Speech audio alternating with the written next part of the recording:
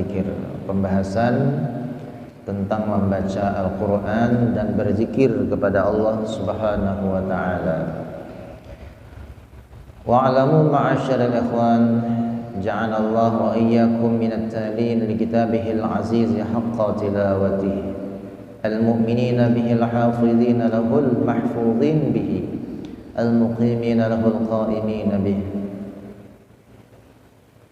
Semoga Allah menjadikan kita dan kalian minat dalil li kitabihi, termasuk orang-orang yang suka membaca kitabnya Allah, haqqa tilawatihi, dengan sebenar-benarnya membaca, al-mu'minina, dan semoga kita termasuk orang-orang yang mukmin, al-hafizin, yang menjaga Quran, al-mahfuzin, dan dijaga bihi, dengannya Al-Quran. Al-hafizina lahu, orang yang hafal Al-Quran, orang yang hafal Al-Quran. Al-mahfuzin, orang yang dijaga oleh Al-Quran. Dan syarat untuk mendapatkan penjagaan dari Al-Quran, maka terutama sekali kita harus menjaga Al-Quran dulu. Menjaga dengan selalu membaca Al-Quran, menjaga Al-Quran dengan mengamalkannya, menjaga Al-Quran dengan menghayatinya, dengan memahaminya. Itu termasuk daripada minal hafizin, orang yang menjaga Al-Quran. Maka manfaat dan fadilahnya, ya, kita pun nanti akan dijaga oleh Al-Quran tersebut. Al-muqimina lahul qa'imina bih, anna tilawatul Qur'an al-azim min afdal ibadat wa azamil qurbat wa ajallit ta'at wa fiha ajrun azim wa thawabun karim. Dan sesungguhnya membaca Al-Quran al-azim, membaca Al-Quran itu termasuk daripada paling utamanya ibadah, paling afdalnya ibadah, wa a'zamil qurbat, dan paling agungnya ibadah untuk mendekatkan diri kepada Allah Subhanahu wa ta'ala, wa ajallu ta'at, dan paling besarnya ketaatan, paling agungnya ketaatan, wa fiha ajrun azimun, dan pada bacaan Al-Quran itu terdapat pahala yang sangat besar, wa thawabun karim, dan pahala yang mulia. Ini pahala ataupun fadilah membaca Al-Quran.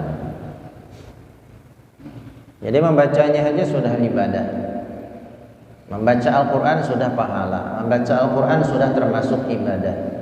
Belum lagi kita mengamalkannya, belum lagi kita tadabbur, merenungi maknanya, belum lagi kita menghayatinya, mengamalkannya. Membaca tanpa mengamalkan itu sudah mendapatkan pahala yang besar dari Allah Subhanahu wa ta'ala. Min a'zamil qurbat, termasuk daripada yang paling cepat mendekatkan diri kepada Allah Subhanahu wa ta'ala. Kenapa? Karena yang kita baca ini adalah kalamnya Allah, ya, langsung, ya, yang kita baca ini kalamnya Allah Subhanahu wa ta'ala secara langsung. Artinya orang yang membaca Al-Quran, ya, seakan-akan inya langsung dipandiri oleh Allah Subhanahu wa ta'ala, seakan-akan langsung dikasih nasihat oleh Allah Subhanahu wa ta'ala. Dan inilah yang seyogyanya seharusnya dirasakan setiap mukmin yang membaca Al-Quran. Rasakan bahwasanya Allah sedang memberikan nasihat kepadanya, Allah sedang menegurnya, Allah sedang menyampaikan berita-berita gembira kepadanya. Nah, ini yang harus kita rasakan ketika kita membaca Al-Quran, sehingga apa yang kita baca itu memang benar-benar terasa yang kita baca ini adalah kalamnya Allah Subhanahu wa ta'ala. Sehingga dengan sebab tersebut akan timbullah rasa kekhusyuan dan kenikmatan ketika kita membaca Al-Quran. Maka kalau sudah nikmat di dalam membaca Al-Quran, maka akan terasa lezat dibaca. ulir untuk memandang, ya, ingin membaca terus karena merasa nikmat tadi. Seperti contohnya Al-Imam Jamalul Lail, ketika beliau membaca Al-Quran, saking nikmatnya membaca Al-Quran itu sampai-sampai keluar madu pada lidahnya, pada lisannya keluar madu, saking nikmatnya membaca Al-Quran itu. Nah, orang-orang yang seperti itu sudah terasa, karena mereka sudah begitu menghayati, meresapi daripada bacaan Al-Quran itu, sehingga nikmat yang benar-benar nikmat, afdalul ibadat, paling afdalnya ibadah, paling dekatnya dengan Allah mereka rasakan daripada membaca Al-Quran itu. Kenapa kita belum bisa merasakan apa yang mereka rasakan? Karena kita membaca Al-Quran hanya sekedar membaca. Karena kita membaca Al-Quran belum merenunginya, belum menghayatinya, bahkan belum mengamalkan apa yang diperintahkan Al-Quran, sehingga kenikmatan yang kita dapatkan itu tidak sama dengan apa yang mereka rasakan. Tapi setidaknya ketika kita membaca Quran pun sudah mendapatkan pahala dari Allah Subhanahu wa taala dibandingkan dengan orang yang tidak membaca. Baca Al-Quran saja tanpa merenunginya pun itu sudah mendekatkan diri kita kepada Allah Subhanahu wa ta'ala. Apalagi dengan tadabbur, apalagi dengan menghayatinya. Nah, ini maksudnya. Jadi kecintaan kepada Al-Quran perlu kita tanamkan di dalam hati. Ada satu kisah seorang yang masuk surga karena saking cintanya kepada Al-Quran. Masuk surga karena sebab cinta kepada Al-Quran, padahal orang tersebut tidak bisa membaca Al-Quran, tapi ia cinta lawan Al-Quran. Sehingga menurut satu kisah, saking cintanya dia dengan Al-Quran ini, padahal kada bisa baca, dan dia pun orangnya adalah orang petani, falah, ya, gawiannya hanya ke sawah, ke baru gawiannya. Tapi keistimewaannya adalah setiap pulang dari sawahnya, setiap pulang dari kebunnya, naik ke rumah dia wudu, dia ambil Al-Quran, dia buka-buka Al-Quran, dan dia cium Al-Quran, dia letakkan kembali. Dilihat-lihat aja, karena kada bisa baca. Habis dilihat, ya, doanya lawan Allah, ya Allah, ya, ulun cinta dengan Al-Quran, ya Allah, berikanlah syafaat Al-Quran kepadaku. Izinkanlah Al-Quran ini berikan syafaat nanti kepadaku, ya Allah.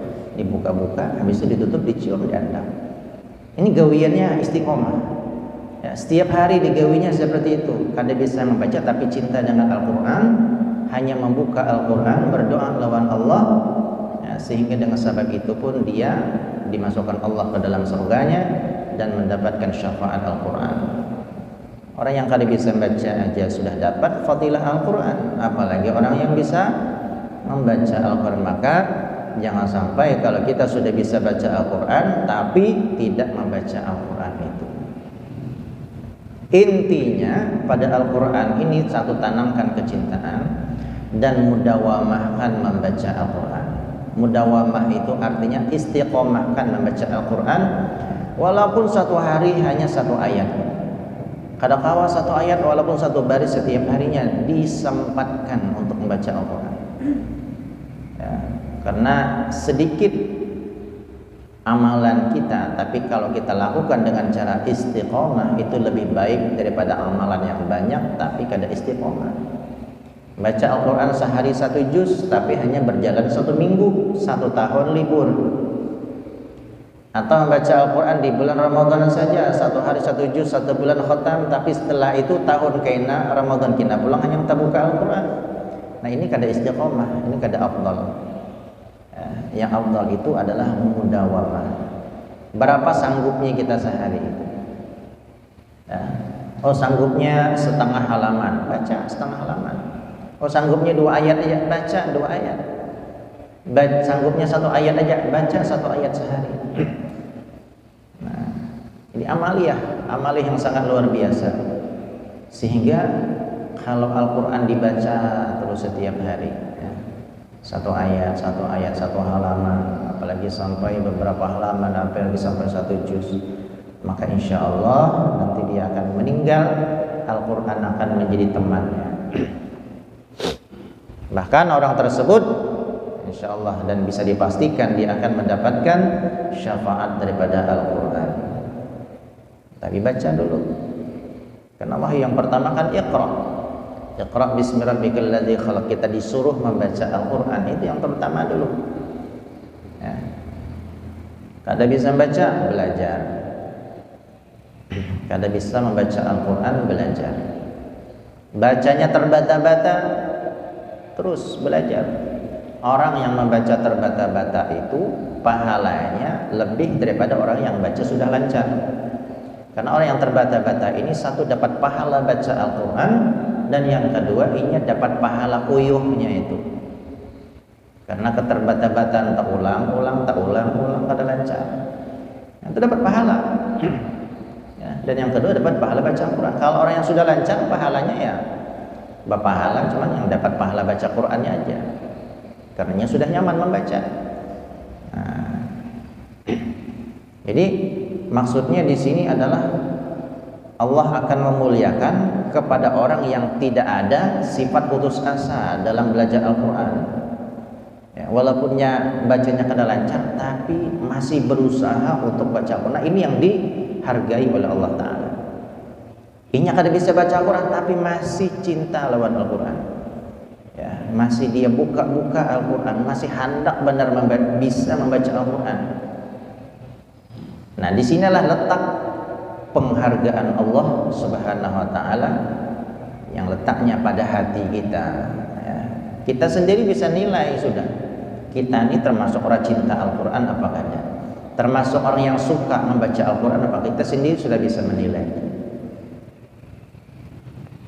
Maka kalau untuk saat ini masih belum tertanam rasa cinta kepada Al-Quran, maka berusahalah untuk cinta kepada Al-Quran, untuk senang membaca Al-Quran. Lazimkan, paksa setiap hari itu ada baca Al-Quran walaupun satu ayat ya. Yang pakai kendaraan, yang pakai mobil ya, sediakan Al-Quran di mobilnya ya, sehingga ketika dia di mobil sempat membaca Al-Quran. Dimanapun, di rumah sediakan Al-Quran, di dalam kamar sediakan Al-Quran, sehingga dimanapun dia ingat Al-Quran. Walaupun dia buka baca satu ayat, tutup sudah. Nanti di depan, di ruang tamu dia buka Al-Quran, baca satu ayat, tutup. Tapi istiqomah, ini bagus yang kayak ini.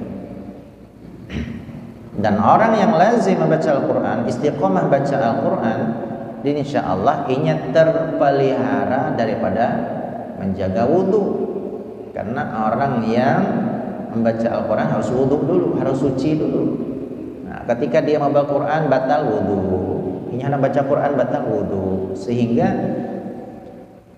dia menjadi orang yang memelihara wudhu. Ini kelebihan lain lagi ya, dapat keutamaan lagi, memelihara wudhu, memelihara baca Al-Quran. Karena orang yang berwudhu ya, setiap tetesan air yang ada pada wajahnya itu tercipta daripada malaikat. Makanya orang yang suka wudhu, wajahnya akan bercahaya, wajahnya nyaman dilihat. Kenapa? Karena setiap tetesan daripada air wudhu itu tercipta daripada malaikat. Makanya dimakruhkan bagi orang yang berwudhu untuk mengusap air wudhunya, itu makruh. Biarkan aja ini sampai habis, biarkan dia sampai kering surangan, bahkan dia ada pakai tangan pun makruh untuk menghilangkan air wudhu tadi ya. Kenapa? Karena sama saja kita menghilangkan cahaya-cahaya malaikat di situ. Di dalam Al-Quran Allah Subhanahu wa Ta'ala berfirman, Innal ladzina yatluna kitaballah wa aqamus salata wa anfaqu mimma razaqnahum sirran wa alaniyah yarjuna tijaratan lan tabur liyuwaffihim ujurahum wa yazidahum min fadlihi innahu ghafurun syakur. Sesungguhnya orang yang membaca kitab Allah yaitu Al-Quran, wa aqamus salah, dan mendirikan salat, wa anfaqu mimma razaqnahum, dan mereka menginfakkan apa yang kami telah rezekikan kepada mereka, sirran, secara sembunyi-sembunyi, wa alaniyatan, dan secara terang-terangan, yarjuna tijaratan lan tabur, yang mana mereka mengharapkan perdagangan yang menguntungkan. Liwafiyahum, maka Allah akan memberikan kepada mereka apa yang mereka inginkan. Ya, mereka membaca Al-Quran, mereka sholat, mereka berinfak. Tujuan mereka apa? Untuk mendapatkan pahala, untuk mendapatkan keuntungan, untuk mendapatkan keridhaan Allah. Maka kata Allah, liwafiyahum, maka akan aku berikan kepada mereka itu. Ya. Allah akan penuhi apa keinginan mereka. Ujurahum, Allah akan berikan kepada mereka. Allah penuhi ujurahum, pahala-pahala mereka, upah kepada mereka. Wa yazidahum min fadli, dan Allah tambah lagi daripada keutamaan Allah Subhanahu wa taala. Innahu ghafurun syakur. Sungguhnya ya, Allah Subhanahu wa taala Maha Pengampun lagi Maha bersyukur. Nah, ini syarat ya.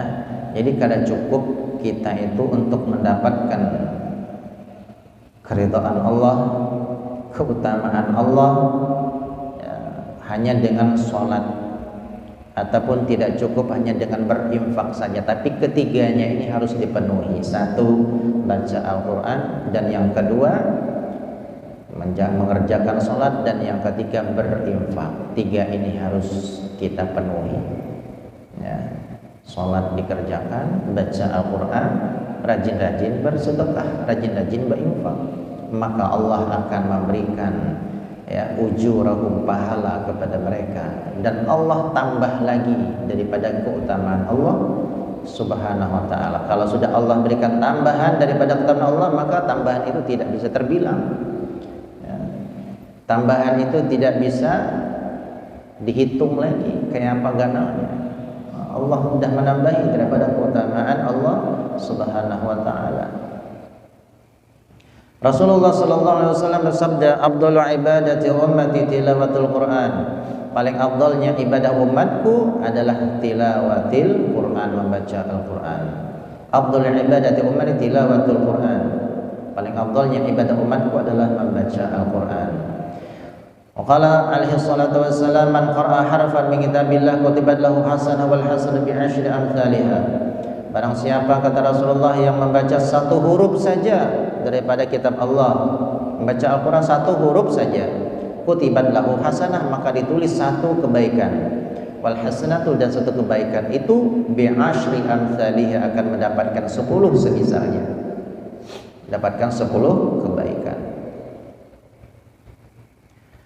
La aqulu alif lam mim harfun, aku tidak mengatakan alif lam mim itu satu huruf. Alif lam mim itu kada satu huruf, itu satu huruf saja kita sudah dapat satu kebaikan. Satu kebaikan ada 10 lagi yang Allah berikan semisal kebaikan itu. Maka alif lam mim ini bal alif harfun, alifnya satu huruf, lam satu huruf, mim satu huruf. Berarti membaca alif lam mim sudah membaca 3 huruf daripada Al-Quran, artinya sudah mendapatkan 3 kebaikan. Kayak luar biasa ya. Semakin banyak yang kita baca, berarti semakin banyak kebaikan yang kita baca, yang kita dapatkan. Kita membaca surah Fatihah saja, alhamdulillah, sampai waladhdallin sudah berapa huruf ya. Setiap huruf satu kebaikan, kali aja berapa huruf. Kalau kita membaca sehari satu halaman, sudah berapa huruf yang kita baca, maka setiap huruf satu kebaikan Allah berikan kepada kita. Waqala alaihi salatu wassalam, yaqul Allah ta'ala, man syanahu dzikri wa tilawatu kitabi an mas'alati ataitu afdala ma utiya as-sa'ilin wa fadlu kalamillah ta'ala 'ala sa'iril kalam ka fadlillah 'ala khalqihi. Barang siapa yang disibukkan untuk mengingatku, kata Allah, wa tilawatu kitabin, dia disibukkan untuk membaca Al-Quran, an mas'alatihi a'taituhu, maka aku akan memberikan kepadanya afdal ma u'tiyas sa'ilin, paling afdal apa yang diminta oleh orang yang meminta. Apa biasanya orang meminta itu yang paling dikehendakinya oleh orang-orang yang meminta kepada Allah? Mereka minta surga, ya, mereka minta ridha Allah, maka ini yang akan diberikan Allah Ta'ala kepada mereka. Orang yang sibuk berzikir, orang yang sibuk baca Quran, yang Allah berikan adalah yang paling afdal diminta oleh orang-orang yang meminta kepada Allah. Itu yang diberikan Allah Ta'ala. Maka rugi sekali ya, kalau kita ini malas baca Al-Quran ya. Jangan-jangan ya, kalau Allah berikan rasa malas ke dalam diri kita untuk membaca Al-Quran, yang kita khawatirkan adalah apakah ini salah satu tanda, apakah ini salah satu tanda Allah hendak menjauhkan kita dari Al-Quran, atau Allah hendak menjauhkan kita daripada Allah Subhanahu wa Ta'ala. Ya. Karena setiap Allah takdirkan itu ada jalannya. Ya. Setiap apa yang Allah takdirkan itu ada caranya, ada cara Allah Ta'ala. Semuanya ada sebab. Kullun muyassarun lima khuliqalah. Setiap sesuatu itu dimudahkan Allah terhadap apa yang Allah ciptakan untuk dia. Misalnya Allah takdirkan nanti di akhirat kita ini masuk surga, maka di dunia akan dimudahkan Allah ibadah. Kalau na'udzubillah, kalau Allah takdirkan kita untuk masuk neraka, maka Allah beratkan kita untuk ibadah di dunia ini. Ya. Dimudahkan Allah untuk menuju jalan yang Allah takdirkan, dimudahkan Allah. Kalau takdir kita masuk surga, dimudahkan Allah menuju surga itu. Jalannya apa? Menuju surga. Orangnya ketujuh ibadah, orangnya ketujuh Quran, orangnya ketujuh sembahyang, orangnya ketujuh berbuat baik, bersedekah ketujuh, berinfak ketujuh. Ini salah satu tanda berarti apa yang Allah ciptakan ini sudah menuju ke sana. Tapi sebaliknya, kalau Allah ciptakan untuk dia adalah neraka, di dunia pun Allah mudahkan untuk menuju neraka, itu dimudahkan Allah. Semua ibadah, semua amalan taat diberatkan oleh Allah Ta'ala. Sembahyang kulir,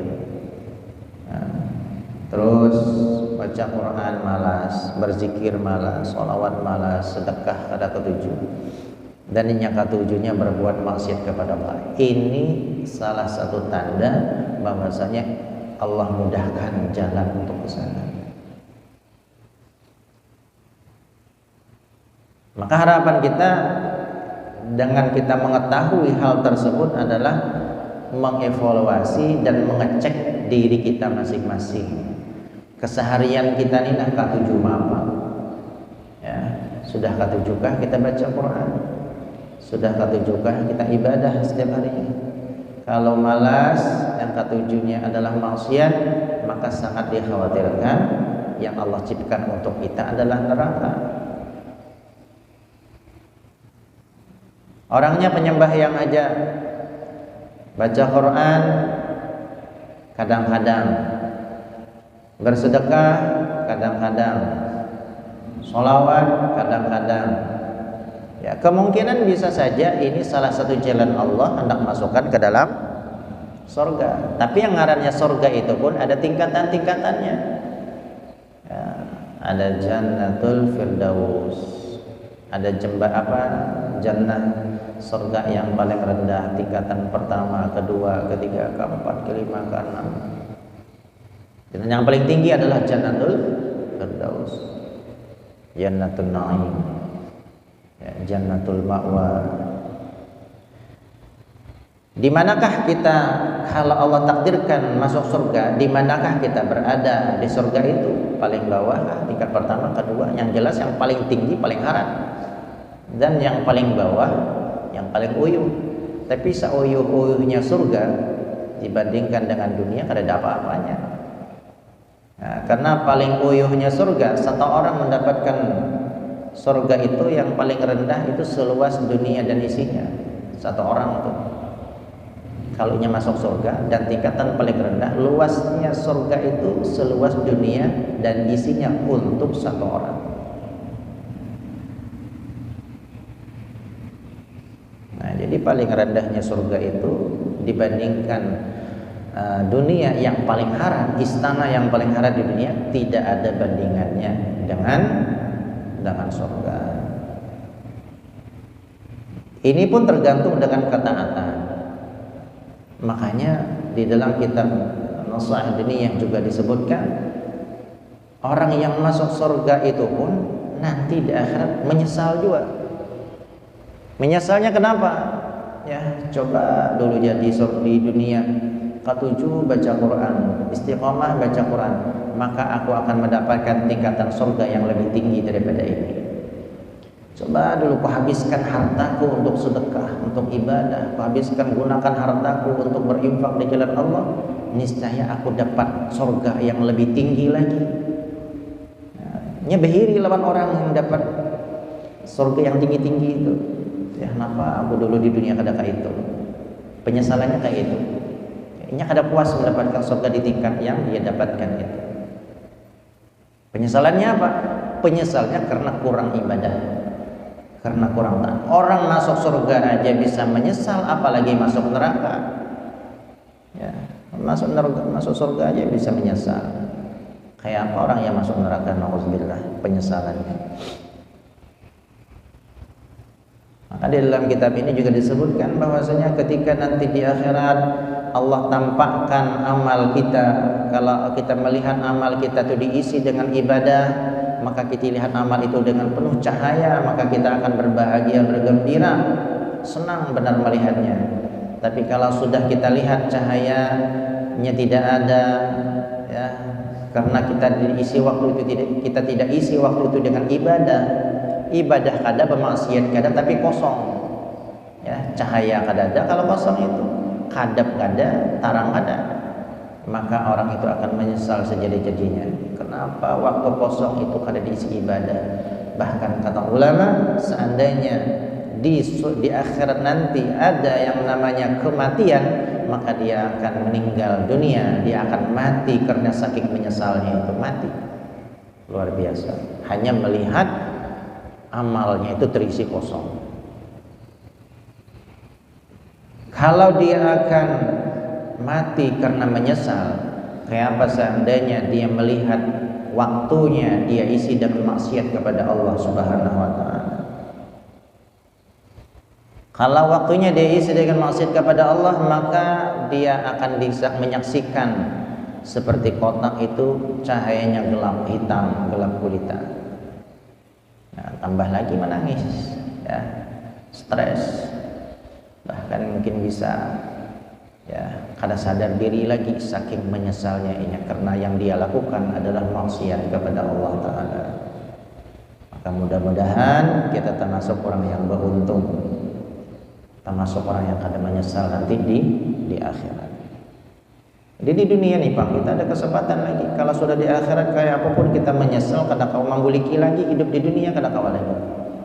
Kalau hendak menyesallah ketika kita di dunia. Ya, rasakanlah kalau kita sudah meninggal dunia. Rasakanlah amaliyah itu adalah amaliyah yang terakhir. Kalau kita sholat, rasakan sholat kita adalah sholat yang terakhir. Kalau kita baca Al-Quran, rasakan bacaan Quran kita adalah bacaan yang terakhir. Ini kata Al-Imam Ghazali rahimahullah dalam kitab Ihyaul Mutin, supaya memudahkan kita untuk khusyuk kepada Allah Ta'ala, supaya bacaan kita itu bermakna, supaya kita benar-benar ibadah. Rasakan hari ini adalah hidup kita yang terakhir, niscaya kita akan isi hari-hari itu dengan ibadah kepada Allah Ta'ala. Kalau kita merasa umur kita panjang lagi, perasaan hidup ini masih 100 tahun, maka nanti akan ada sifat, yaitu namanya penundaan terhadap ibadah kita. Esok masih kawa ibadah, sami minggu lagi masih kawa, bulan kina masih kawa baca Quran, ya, bulan Ramadan kawa masih baca Quran. Nah, akhirnya ada penundaan-penundaan ini. Yang dikhawatirkan adalah ketika dia belum siap, ketika belum cukup bekalnya, tapi ajalnya sudah ditarik Allah Subhanahu wa taala. Dan yakinlah, saudara-saudara kita yang meninggal dunia, semuanya mereka tuh kada ada yang siapnya. Ya, saudara-saudara kita, kebanyakan dari saudara-saudara kita yang meninggal itu mereka pun berangan orang lain karena masih banyak hak orang lain yang harus diselesaikan. Tapi ketika tidak kesiapan itu, Allah cabut nyawanya sehingga dia meninggal dunia dalam keadaan yang belum siap. Kada sedikit daripada saudara kita yang meninggal dalam keadaan tersebut. Mereka masih merasa hidupnya lawas, kada lawas semingguan, beberapa hari meninggal dunia. Apalagi pada saat sekarang ini, yang mana kita hidup sudah di akhir zaman, sudah banyak yang namanya mautul fujaah. Apa itu mautul fujaah? Mautul fujaah adalah mati dalam keadaan mendadak. Kada ada sebab, garing kada, ya, penyakitan kada jua, tapi meninggal dunia. Ini ada akhir zaman banyak yang kayak itu. Sehingga yang cerita yang meninggal mendadak ini kada hanya 1 2, tapi sudah sangat sering sekali kita dengar. Paginya masih bersenda gurau, malamnya masih berceritaan, paginya sudah meninggal dunia. Paginya masih ketawa-ketawa, masih jalan-jalan, siangnya sudah innalillah. Nah, yang khawatirnya adalah itu terjadi kepada diri kita. Kita merasa masih belum siap dan kita merasa umur kita masih panjang, tapi pada saat itu ajal kita dicabut Allah Subhanahu wa taala. Jadi kayak apa nih seharusnya kita? Maka jangan menunda taubat. Ya, taubat setiap saat. Minta ampun lawan Allah setiap saat. Jangan menunda besok. Ya, jangan menunda seminggu lagi. Jangan apalagi menunda kalau sudah tua. Ya, karena kematian tidak ada jaminan kalau orang itu sudah tua. Kematian tidak ada jaminan kalau harus garing dulu. Ya, tidak ada jaminan mati yang didahului oleh kesengsaraan. Tapi banyak orang meninggal dalam keadaan sehat, banyak orang meninggal dalam keadaan muda, dan banyak orang meninggal masih dalam keadaan ingat waktunya lapang. Ini yang harus kita pikirkan, kita rasapi dan kita renungkan.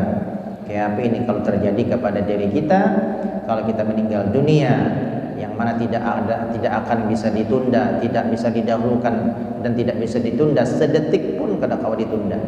Sedangkan pada saat itu kita belum siap, bekal kita masih belum banyak, hutang kita lawan orang masih banyak, dosa kita lawan makhluk masih banyak, kada saat minta maaf, kada saat minta taubat lawan Allah Ta'ala, tapi Allah cabut nyawa kita. Kayak apa rasanya kita? Kayak apa nanti kita di surga? Kayak apa nanti kita di akhirat ketika kita menyaksikan amal-amal kita yang mana penuh diisi dengan kegelapan? Sehingga tadi kita sebutkan kalau kosong saja dia akan menyesal, kalau ada kematian dia akan meninggal dunia karena penyesalan itu. Kayak apa yang kalau kebanyakan amalnya, kebanyakan waktu hidupnya ia saksikan dengan kegelapan, waktu-waktunya itu gelap gulita. Ya, yang bercahaya sedikit aja menyesal kan ada. Ya, mungkin sudah histeris berteriak. Ya. Nauzubillah. Mudah-mudahan Allah Subhanahu wa taala menjaga kita.